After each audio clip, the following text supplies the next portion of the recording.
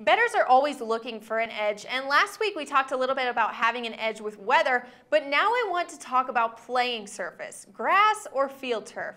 There are arguments out there that the turf makes players faster or that players perform better on the field that they prefer, but the reality of the matter is it really doesn't matter. The best teams in the SEC and the ACC, Clemson, Alabama, Auburn, Georgia, LSU, all of those teams play on grass on their home fields. But the champs from last season, Ohio State, and their opponent in the championship game, Oregon, they play on turf in their home fields. Don't waste your time on this tiny little detail. That's not an argument for why these teams are so good on their home fields.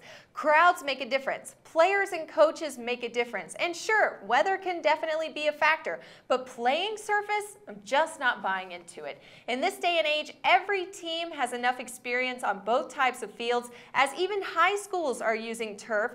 Plus, a strong defense can make a significant difference on slowing down teams to compensate for the ground that they're playing on. But for those of you guys who are just vying for an edge on turf versus grass, maybe you can try your luck with Kentucky this season. Now, last season they went 7 over and 3 under when playing on grass turf. They're switching to turf on their home field this season, so the over might be a good pick with them when they're playing away from home on a grass field.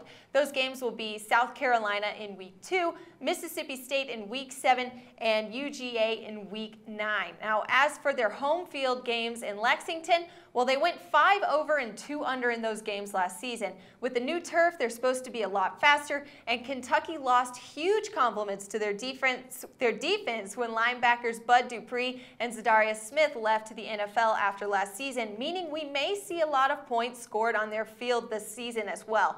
This seems like a good team to keep an eye on for the over for the upcoming season, but again, that's using more components than just what type of grass they're playing on, so tread lightly, betting fans.